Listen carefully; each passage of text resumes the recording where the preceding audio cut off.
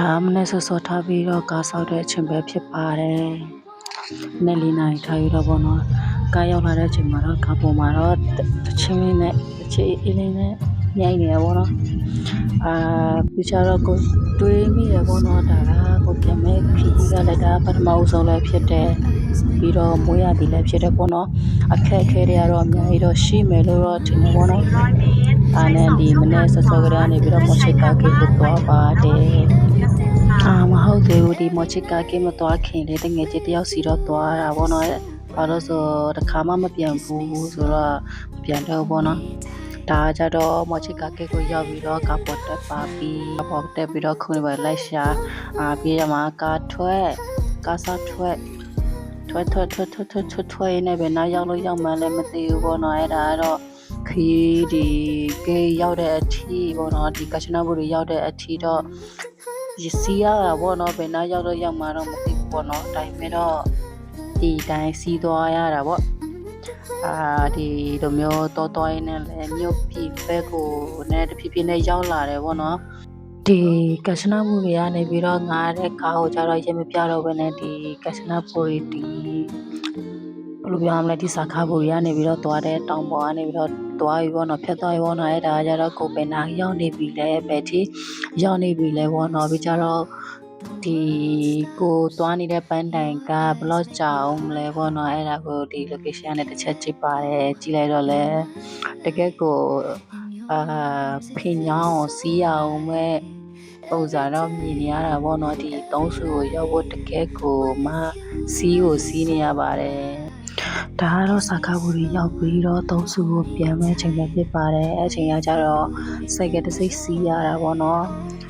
စိုက်ကစီးနေနဲ့လည်းဒီရုပ်ကပြချင်စိတ်ကပေါ်လာတာတော့ရုပ်ကိုတစ်ချက်တော့ရက်ပြလိုက်ပါတယ်ခဲရောက်ခါနီးမှာကြတော့လမ်းစီးဆောက်ပါတယ်ဒီမှာကြတော့လည်းအသားဖြူဖြူအေးကြီးဖြူဖြူပနာဖြူဖြူနဲ့ကြတော့လမ်းလျှောက်ရတာပေါ့နော်ဟိုဟာတဲ့မောတာပေါ့နော်တကယ်ကိုမောတယ်ပေါ့နော်ဒါမဲ့အကြာကြီးတော့မလျှောက်ရပါဘူးလက်ခီရတော့တီးတဲ့အတိုင်းပဲခြေတော့လှလှလေးရတော့ပြီးကုန်ပြီပေါ့နော်ကင်မရာရကြတော့မငြိမ်ဘူးပေါ့နော်ဒီတိုင်းလက်ရှောက်ရင်းနဲ့ရရတာဆိုတော့ရေတွေပါလေရှိတယ်မိုးရသည်ဆိုတော့တီးတဲ့အတိုင်းပဲဒါကပထမဆုံးစပြီးတော့ရေခုံရမယ့်အချိန်တော့မဟုတ်သေးဘူးပေါ့နော်သုံးဆူရောက်တဲ့အချိန်မှာရတော့မိုးနဲ့ချောင်းနေပေါ့နော်မိုးချောင်းရဆိုတော့ရေကလည်းကြီးတယ်လာကြုံမဲ့သူကလည်းမရှိဘူးဆိုတော့တော်တော်ကို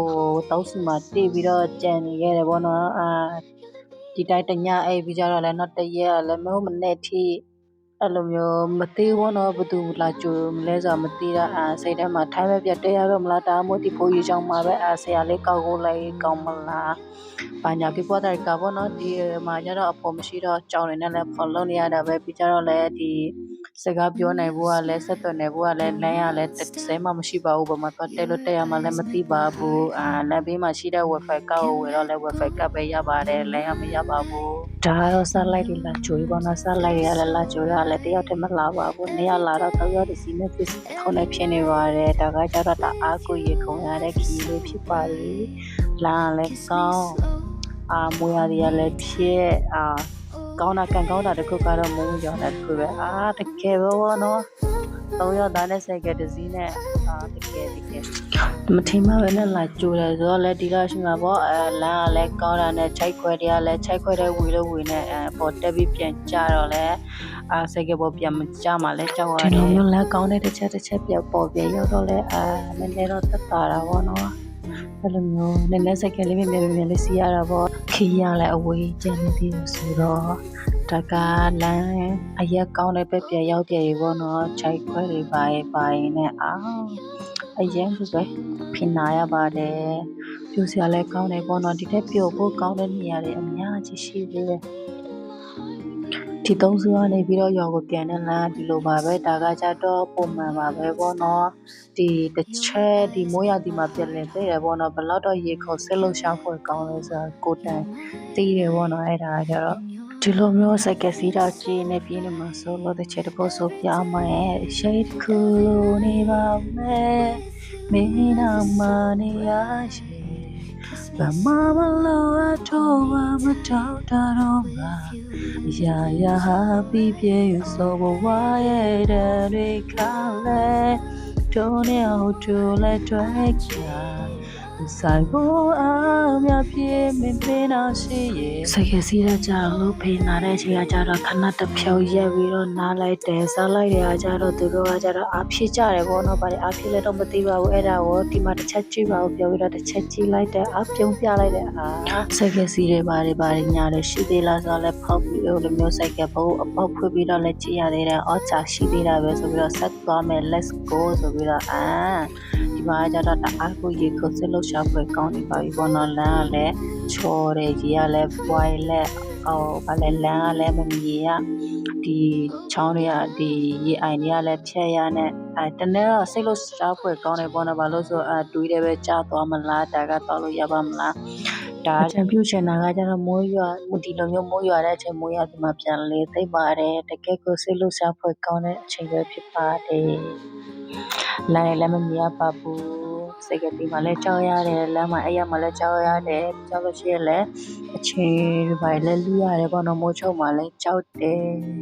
ပြင်းမှာဆိုလို့တချစ်တော့ထပ်ဆိုပြမယ်တောင်းရတဲ့မြေရောက်လာတာမျိုးမေပြောင်းလဲတွေ့ဖို့မိုင်းတော့ကြီးငါခင်းနေလို့ဘာရင်းနဲ့တကယ်6ဖြန်းရဲ့ကျွေးတာကိုရောက်ပါပြီကျွေးတာရဲ့ဟိုဘက်ချမ်းဆိုလို့ရှိရတာနည်းနည်းခီထပ်ပေါက်သွားပြန်ရေပေါ့နော်တစ်ဖက်ပြန်ဖို့ကရောက်ဖို့သိမဝေးတော့ပါဘူး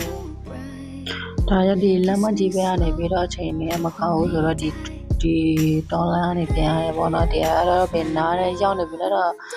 မပြောပြတတ်ပါဘူးတခြားတစ်ခါကျဒီဝိကနာဘက်ကိုသွားနေရပေါ့နော်ဝိကနာဘက်ကိုပြန်နေရပေါ့နော်အင်းနဲ့လက်စလို့ရှာခွေရတယ်လဲကြုံရတတ်ပါတယ်ဒါကကျတော့စိုက်ကစလေးသွားတယ်ပေါ့နော်နည်းနည်းချော်တယ်ဆိုတော့ကျတော့စလေးသွားတယ်ဆိုတော့စိုက်ကလည်းနည်းနည်းပါပြန်မရတယ်ပေါ့နော်စိုက်ကသွားလို့မနိုင်ဘူးတော့ဘာသာပြီးတော့နဲ့စိုက်ကစလေးသွားပါတယ်နည်းနည်းစိုက်ကပြရွှေ့မဲ့ပြတိုးမဲ့ပြလဲမယ်ပေါ့နော်တဲ့အောင်လို့နည်းနည်းတော့လမ်းတွေပါတော့နည်းနည်းတော့ရှောက်ရတယ်ပေါ့နော်ဒီနေရာကကျတော့လမ်းလည်းမရှောက်ရပါဘူးဒါပေမဲ့တော့ရှောက်ရတယ်ပေါ့နော်နေရာဆိုလို့ရှိရင်တော့ဒီလောက်ထိချော်တယ်ဆိုစီးလို့လည်းမရပါဘူးလည်းမရကတော့တွေပါချလို့ရှိရင်စက်ကတွန်းမယ်ပေါ့နော်အနောက်ကနေတွန်းပေးတာပေါ့နော်ဒါကျတော့သူကကျတော့စီးတော့မှာပေါ့ဒါကတော့စက်ကမောက်ချတဲ့စားလိုက်ပဲဖြစ်ပါတယ်ကျေးဇူးများကြီးတင်ပါတယ်လာကြိုပြီးတော့လည်းဒီလိုမျိုးလည်းခီးမှလာကြိုပြီးတာလည်းတကယ်ကိုမှကျေးဇူးများကြီးတင်ပါတယ်ဒီလိုမျိုးတွေကကြတော့လည်းစက်ကလည်းစီးမရဲပါဘူးနဲ့ခြေထောက်နဲ့လမ်းလျှောက်ပြီးတော့ပြန်သွားပါတယ်ဒီလိုမျိုးလမ်းလျှောက်တာတော့မှချော်လေးခြင်းနေတယ်လို့လည်းပြောတော့ဒီတော့လမ်းခီးကကောင်းနေတာကြတော့လေဒီလိုမျိုးမိုးရံဒီမှာပြန်လာလေသိနေပေါ့နော်အရန်ကိုလာပါတဲ့ရှုခင်းလေးတွေပါကွယ်ပြန်လာကြည့်ပါရေတွေပါစီးချဒီလိုမျိုးသွားရချော်မှလည်းကြောက်ရမနေနဲ့ပါကြောင့်ချေရလေအေးစမေပြုံးများတော့ဝယ်မပြောပြခဲ့တဲ့စကားလုံးများကြောင့်နေပါကြောင့်ဝေးခဲ့ရှိကတယောက်ကကြာတော့နည်းနည်းချင်းမြန်လေးရှောင်းနေရပေါ့နော်ဘာလို့ဆိုတော့ဒါအရှိမပေါ်နေပါလေစောင်းနေရပေါ့နော်မောကလည်းချုပ်တော့မယ်ဒီကျတော့ဒီကူတော့မှလည်းပိတ်တော့မှလည်းကြောက်ရတယ်အရက်ကိုပါရလာပါတဲ့နေရာတစ်ခုလေးရောက်ပါပြီဒီမြေကွင်းမျိုးကမြေရဘွားကျတော့မိုးရဒီမှာပဲပြန်လာတဲ့ပါတယ်ပြန်လာကြည့်ပါအရက်ကိုမှပျော်စရာကောင်းပါတယ်ဆက်လို့ရှာဖွေကောင်းပါတယ်ရေခုတ်စရာကောင်းပါတယ်ဒီလိုခီးမျိုးတစ်ခါမှလည်းမရိုက်ဘူးဆိုတော့လည်းရိုက်ကြည့်ကြပေါ့နော်ရိုက်ကြည့်ပြီးတော့လည်းကိုပြန်လာရတဲ့ဒီခီးတွေခါကြတော့အမတ်တရဖြစ်စေချင်လို့ပေါ့နော်ဒါကတော့ဖော်ပေါ်မှာတက်ဖို့ကိုဒီပြင်ဆင်နေပါတယ်လာလည်းဒီရေထဲကိုနည်းနည်းစီးရမယ်ပေါ့နော်စက်ကလည်းနည်းနည်းစီးရမယ်ဒီလိုမျိုးစီးတဲ့အချိန်မှာအရင်ကပြောဖို့ကောင်းနိုင်ပဲဆိုပြီးတော့လည်းပြောလိုက်သေးတယ်ဒီမှာကြည့်ပါအောင်ကင်မရာကိုကြည့်ပါပြောင်းလိုက်ပါအောင်ပြောရသေးတယ်စက်ကကိုပေါ်တင်ပြီးပါပြီကဲဆက်သွားပါတော့မယ်ဒီလိုမျိုးဆက်သွားဖို့ကြတော့လေဒီဖော်ကသွားဖို့ကြတော့လေနည်းနည်းပါအချိန်ယူရတယ်ပေါ့နော်နည်းနည်းတော့ကြာမယ်ဆိုတော့တစ်ချက်တစ်ခုဆိုလိုက်ရအောင်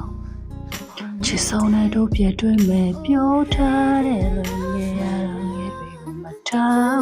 ကွယ် ဒါနဲ့ဒီမှာရှုခင်းလေးတွေကိုကြည့်လိုက်ပါအရန်လာတာပဲဒါရတော့ပါမြင်လဲတော့မသိဘူးပေါ့နော်ဒါမဲ့ဒီမြို့ကိုကူးသွားတဲ့အချိန်ကျလို့ရှိရင်တော့ဝေကနာဘက်ကိုရောက်သွားပြီပေါ့နော်အဲ့ဒါကျတော့ရွာနဲ့တအားကိုနှီးသွားပါပြီတအားကိုလာတဲ့ဒီဝေးရောက်မြစ်ပဲဖြစ်မယ်လို့တော့ထင်တာပဲပေါ့နော်ခေါ်မထူပေါ့နော်သူ့ရွာနဲ့သူတော့နာမည်တော့ရှေ့မှာပေါ့လေနော်ဒါကြတော့ဒီနည်းနည်းပါးအချိန်ယူရတယ်ပေါ့နော်ဒီလိုမျိုးသွားဖို့ကကြတော့ကျိုးတွေပိုင်းနဲ့တွေ့တန်းရတယ်ဆိုတော့ဒီကျိုးတွေကလည်းရှုပ်နိုင်ပါသေးတယ်အောက်စီရအပေါ်ကိုချွေရဖယ်ပေးရနဲ့တကယ်ဟာပါဟဲ့ဟိုမှာအောက်ကုန်းကိုလိုက်ပြေရှောင်းလိုက်ဒါနဲ့သွားမယ်ပေါ့နော်အရင်ကလာတယ်ပေါ့နော်ကင်မရာကတော့မငြိမ်ဘူးပေါ့နော်ဘာလို့ဆိုလက်ခီးရကျတော့တီးတဲ့အတိုင်းပါပဲကင်မရာကကျတော့ငြိမ်လေးရိုက်မနိုင်ပါဘူးပြုတ်ကြမှာလည်းကြောက်ရပါတယ်ဘာလို့ဆိုပြုတ်ကြလို့ရှိရင်လည်းပြုတ်ကြတာနဲ့တိုင်းပြီးတော့နှိပ်ပါတယ်ရင်းနေလေးတော့မကူတတ်ပါဘူးဒီမှာကြည့်ပါဟိုးဆိုပြီးတော့လည်းမောတာပေါ့နော်အဲ့ဒါနဲ့ဘေးကဇာလိုက်ကအနောက်ကဇာလိုက်ကကျတော့ထိုင်ပြီးတော့အဖြစ်ပါတယ်အဖြစ်စိလိမ့်နဲ့သူတလဲလောက်အဖြစ်လိုက်ပါတယ်ကျွန်မကတော့ဒီကျိုးတွေပါတယ်ရှောင်းရင်းနဲ့ပေါ့နော်အမှတရုတ်တိုင်ကားလိုပဲဟိုရှောင်းဒီရှောင်းနဲ့ရှောင်းရပါတယ်ကျိုးတွေကလည်းရှုပ်ရှက်ခံနေရပဲဒါနဲ့တစ်ချက်ကင်မရာကလည်းကြည့်ရသေးတယ်ကိုရုပ်ကိုပေါ်လို့လည်းတစ်ချက်ကြည့်ရပါသေးတယ်ကောင်းမှမူနောက်သွားတာပဲကိုဘလော့ကိုပြန်ရိုက်တာကိုမကိုပြန်ကြည့်တာကိုမူနောက်သွားတာပဲဒီမှာရှောင်းရင်းနဲ့ဒီလိုမြေခွေမျိုးကရတော့ဒီမိုးရဒီမှာပဲတွေ့နိုင်မဲ့အခွင့်အရေးပေါ့နော်အဲ့ဒါကြောင့်ဒီမိုးရဒီမှာပြန်လာတင်ပါတယ်ပြန်လာကြည့်ပါခုရတော့လိမ့်မယ်နောက်တာလားပါလားတော့မသိပါဘူးဒါပေမဲ့ကျွန်မကတော့နောက်တာတော့မရနိုင်ပါဘူးရှင်ဘာလို့ဆိုကျွန်မကတော့ဒီလိုမျိုးရှုခင်းတွေကိုတအားကြိုက်ပါတယ်ဒီလိုမျိုးစိုးစားရတာလည်းကြိုက်ပါတယ်မြန်ကြာပဲဒီဟိုဘက်ကန်ကူဖို့ရောက်ဖို့ကြလဲတားကြောင်အတိုင်းပဲစိတ်မပူတော့ပါဘူးဘာလဲဆိုတော့ကဖို့ရောက်နေပြီလေဘာမှစိတ်ပူစရာလည်းမရှိတော့ပါဘူးဟိုဘက်ချမ်းရောက်တဲ့ချိန်ကျလို့ရှိရင်လည်းတခဏနေကြလို့ရှိရင်လည်းရွာပြန်ရောက်ပါဒီရပြန်ရောက်တော့မှာပါဟယ်လို everywhere အလိုပဲမိလာပါလိုပဲနှုတ်ဆက်လိုက်ပါတယ်ကြီးလိုက်ပါအောင်ဒီမှာဝီးရှုခင်းလေးတယ်ပေါ့နော်ရွာရဲ့ရှုခင်းလေးတယ်ပေါ့ပြောပြလို့ရှိရပေါ့ပြန်ရောက်တာကတော့ဒီညနေ6နာရီဒီပဲညနေဆောင်ဟိုလိုမျိုးနေဝေတဲ့အချိန်ဖြစ်သွားတဲ့ချိန်ကကြာတော့လဲဗီဒီယိုရိုက်ရတာသိပြီးတော့မလင်းပေါ့နော်မောင်သွားတယ်ပေါ့နော်မောင်တော့လဲရုပ်ရလဲဆိုးနေအတိုင်းမဲ့ဒီလိုမျိုးရှုခင်းရလာတယ်ပေါ့နော်ရှုခင်းရလာတော့အမှရှုခင်းကလူကိုဘယ်လိုပြောမလဲထိဟားစေတယ်ပေါ့နော်လူကိုချောသွားစေတယ်လူကိုချစ်ဖို့ကောင်းစေတယ်ပေါ့နော်ဒီလိုမျိုးရုပ်ချောတာကိုကြည့်ရဖို့ကရှာပါလို့တဲ့ခိုက်တာပေါ့နော်အမကဒီလိုမျိုးရည်ကြီးတဲ့ချိန်ပဲပေါ့နော်မိုးရသည်ပြန်လို့ပေါ့နော်ဒီရက်ထနဲ့ရောက်ရမယ့်ခီးရကြတော့ဒီလိုမျိုး1ရက်2ရက်လောက်ကြာသွားတယ်ပေါ့နော်လိုက်ရတော့ခက်ပါတယ်ပေါ့နော်ပြတ်တဲ့ချိန်ကျလို့ရှိရတော့စိတ်စားစရာပဲပေါ့နော်အရင်ကပြောပါတယ်စက်ကဲတွေကလူတွေရောပါတယ်အညာတွေရောနဲ့အရင်ကပြောပါတယ်ဒီလိုမျိုးဒီလိုမျိုးရည်အရက်ကြီးတဲ့ချိန်ပြန်လာလို့လာတော့မသိဘူးပေါ့နော်ဘာလို့ဆိုတင်းနေတော့ဒီလိုမျိုးမြစ်ကူရတာဒီမှာကျတော့ဒီလိုမျိုးပေါ်ရှိတော့နည်းနည်းပါတော့အဆင်ပြေတယ်ပေါ့နော်ဒါကတော့မိုးချုပ်ပြီးပေါ့နော်ချောင်းကိုကူပြီးလို့ဆိုင်ကယ်ပေါ်ပြန်ရောက်ပါပြီအောက်ကမိုးချုပ်သွားပြီဆိုတဲ့အတွက်ကြောင့်ဗီဒီယိုကိုဒီနာပဲရက်နာပါတော့မယ်ရိုက်တာလည်းဘာမှလည်းမမြင်ရတော့ပါဘူးအကြောင်းဒီလိုမျိုးကြည့်ရှုပေးတဲ့သူတွေရောမကြည့်ရှုပေးတဲ့သူတွေကြီးတဲ့သူတွေရောမကြီးတဲ့သူတွေအားလုံးကိုလည်းကျေးဇူးတင်ပါတယ်ပြီးကြတော့လာကြိုပေးတဲ့ဇာလိုက်နေရောက်ကိုလည်းတကယ်ကျွန်တော်ကိုလည်းကျေးဇူးအများကြီးတင်ပါတယ်ဒီလိုမျိုးခက်ခဲတဲ့ဈာကနေပြီးတော့လာပေးတဲ့ကျေးဇူးအများကြီးတင်ပါတယ်